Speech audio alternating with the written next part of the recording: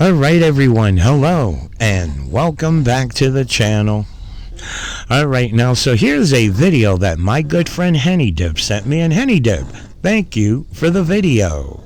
Now, the video deals with a local news story out in Florida that I found interesting, and I wanted to share it with you guys.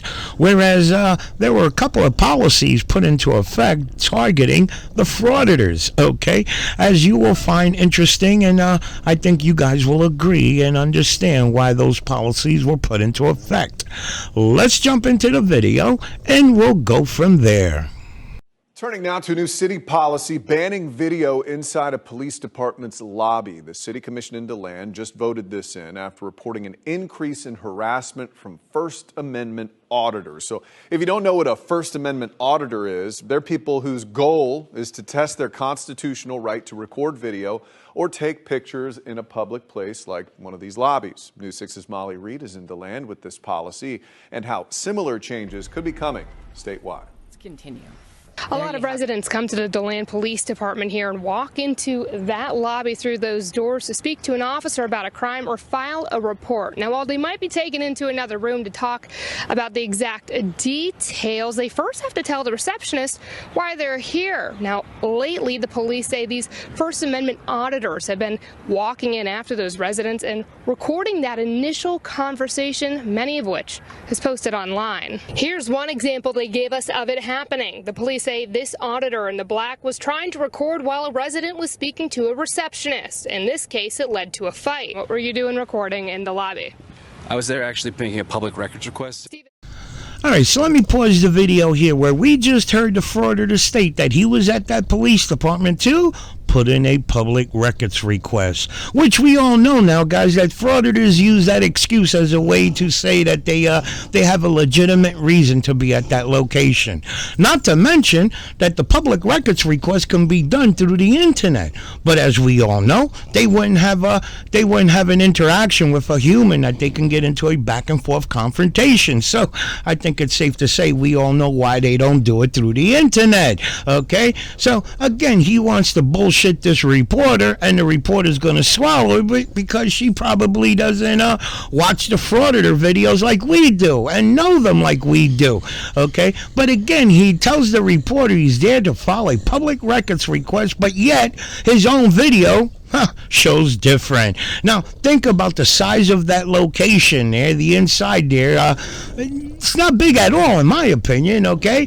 Now, an individual, somebody off the street that has a legitimate reason to go there to report a crime or to interact with police, I could understand maybe half the people may want to record their interactions to have proof or cover their ass in some way. I could understand that and agree with it. And you would think the frauditor who's out there fighting for the people, so they say, you would think even if they didn't shut their camera off, let me not upload this because this has nothing to do with the public. It's not the public's business what's going on with that individual who's there to conduct legitimate reason. I understand. Listen, again, these individuals cry that their rights are being violated, but if you look at the big picture, the ideal of the city putting this policy into play, I honestly believe the city's doing it to look out for the general public, okay? You can't inconvenience the public over a handful of knuckleheads who want to go do this bull crap just so that they can make a living off of social media. And I understand, listen, it's not just a handful.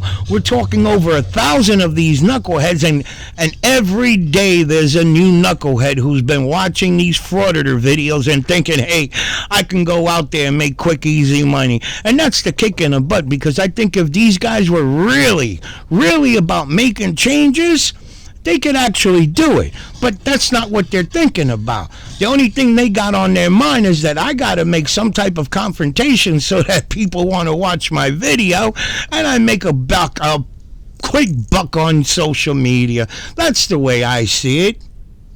Sanders is the man recording. You wanted to shoot yourself making that request. Absolutely, and I just wanted to record in constant so that way nothing was missed. We're here investigating issues. We're here bringing public light. But the city says they may not be, focusing on that individual, but that interaction, that conversation is being picked up on video. Victims of crimes, God forbid, someone who's been sexually assaulted or who maybe witnessed a crime are coming into the office to tell our officers about that. Still, some are fighting back against this policy. We know you're up in Tallahassee with the First Amendment Foundation, but you've heard, let's start with the policy down here in DeLand with the police lobby. I mean, what is you think the opposition to this? I do not think it will pass constitutional muster, and I think the courts will strike it down. Now, the City Commission voted for this new policy unanimously. The city attorney at the time acknowledged that, according to the law, people can record in public spaces, but also said that privacy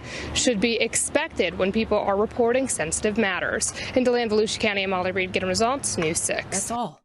So along similar lines, Senate Bill 184 is waiting for the governor's signature right now. It would make it a crime to ignore a first responder's warning not to approach or remain within 25 feet of that responder if interfering with their work. It's something Volusia Sheriff Mike Chitwood is all for, just tweeting, "These auditors go out to bait a reaction for a video to make money."